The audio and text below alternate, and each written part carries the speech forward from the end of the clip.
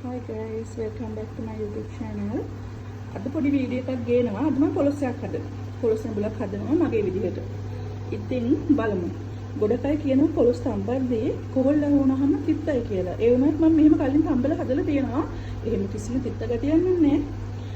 ඒ වුණාට පොලොස් කපද්දී අනිවාර්යෙන්ම මේ පිළිවෙල කපන පිළියේ පොල් තෙල් ටිකක් දාගන්න නැත්නම් එහෙම මේ වැඩේ එපා වෙනවා පටන් ගන්න. මේක ඉතින් මම වගේම ඔය මේ වීඩියෝ එක මම දාන්නේ ගොඩක්ම බලන කට්ටියට බලන්නයි. අනික මම වගේ බැඳලා අලුත් අයට ඒ කියන්නේ අම්මලගෙන් ඈත්ලා ඉන්න අයට මේක වටින්න මට හිතෙනවා. ඒක නිසා we'll see. මොකද මම මේක මගේ ක්‍රමයට හදන්නේ. මම පොලොස් එක හදන්න ගන්නවා මේ කහ කුඩු ගන්නවා. chili powder ගන්නවා, කොත්තමල්ලි ගන්නවා. මෙතන මේ තුන පහ තියෙනවා. pepper තියෙනවා, black pepper. හාල් ටිකක් ගත්ත, කැකුළු හාල් ටිකක්, සිනමන් කෑල්ලක් ගත්ත, පොල් ටිකක්. මම මේ ටික දැන් මම පොඩ්ඩක් කළු කරගන්න යන්නේ. බලමු. ගෑස් එකේ ගින්දර ලාවට දාගෙන වැඩි කරගන්න නැතුව චුට්ටක් මේක බෙද ගන්න පොඩ්ඩක්.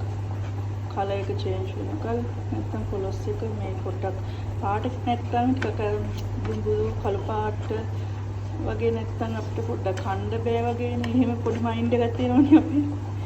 අනික රසත් වැඩි මේ පොඩ්ඩක් මේ ටික බැසගෙන ගත්තහම.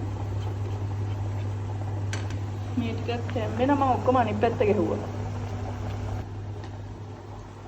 මම මේ තුළු පහ ටික මේ පොල් ටිකෙන් බෙදගත්තා. මෙන්න මේ කලර් එක එද්දි මම ලිප් ඔෆ් කරගත්තා. මම හිතනවා මේ පාට ඇති වෙයි කියලා.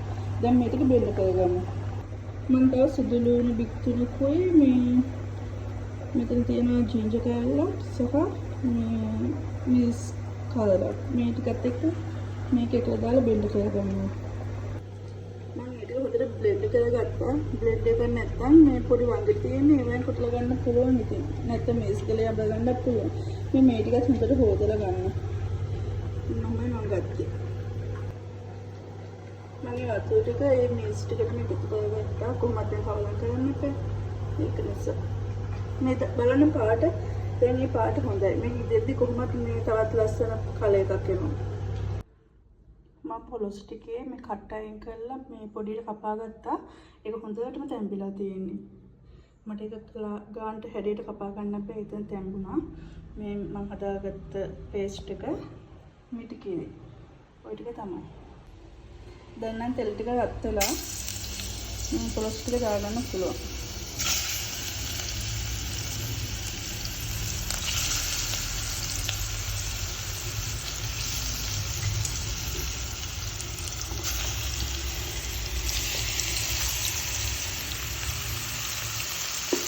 මේක දාගෙන කවලම් කරගන්නවා පොඩ්ඩක්. මේ විදිහට සුත්ත වෙලාවක් තෙල බැදෙන්න දෙන්න. ඊට පස්සේ අපි තුන පහ ටික දාමු. දැන් මේක තුන පහ ටික එකතු කරගන්න. මේක කවලම් කරලා මම වීඩියෝ කරනවා. මම මේ විදිහට තුන පහ ටික එකතු කරාම හොඳට කවලම් කරගන්නවා. මම මේකට දැන් තමයි ලුණු දෙන්නේ. මේක කැලි ටික පොඩි වෙන්න කියන්නේ කවලම් කර ගන්නවා. දැන් මේ ටිකට හොඳට තුන පහ අල්ලලා තියෙන්නේ. දැන් මම මේ ටිකට පොල් ටික එකතු කරනවා.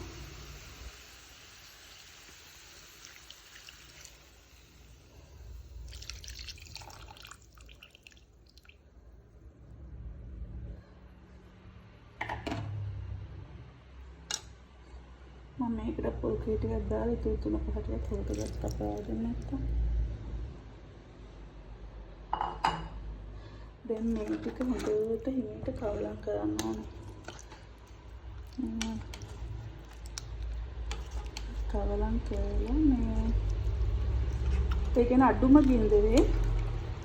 ගින්දර අඩු කරලා මේක ඉදෙන්න දෙන්න ඕනේ විනාඩි 10ක් 15ක් හිමීට. එතකොට මේක තෙල් පැදිලා මේ රසට ඉගෙනවා.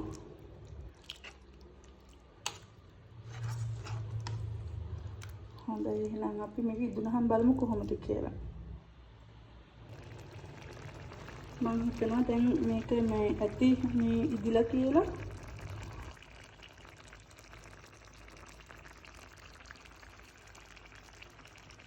මම හිතන්නේ මම හිතුවේ විදිහටම මේ පොලොස් එක ආවා. ඉතින් මට සතුටුයි ඔයාලත් හදලා බලන්න මේ කිව්ව විදිහට. ඇත්තටම පට්ටම සුවඳක් එන්නේ. මොකද 3-5 සුවඳ මම ගොඩක් එනසාල් එතකොට මොනවද කුඳු ඒ හැමදේම දාලානේ හැදුවේ. එතකොට සුවඳයි. අනික විශේෂම දේ තමයි පොල් පැදලා දැම්මහම තවත් සුවඳයි. මෙන්න මෙහෙම පොලොස් ටික තියෙන්නේ. පොලොස් එක කන්න පාන් ගත්තා. පාන් ටික කෑලි කපා ගත්තා. තව තියෙනවා නිව්ටෙලා තියෙනවා කනවා නම් කෙසල් තියෙනවා. දැන් ඉතින් කන්න තමයි තියෙන්නේ. මෙන්න මෙහෙම තමයි පොලොස් එක ආවේ. මගේ වීඩියෝ එක හොඳයි නම් ළමයි කමෙන්ට් එකක් දාන්න. අඩුපාඩුවක් තියෙනවා නම් කමෙන්ට් එකක් දාන්න. තව ලස්සන වීඩියෝ එකක් ගේන්නම් ඉතින්. එහෙනම් හැමෝම පරිස්සමට ඉන්න බුදුසරණයි.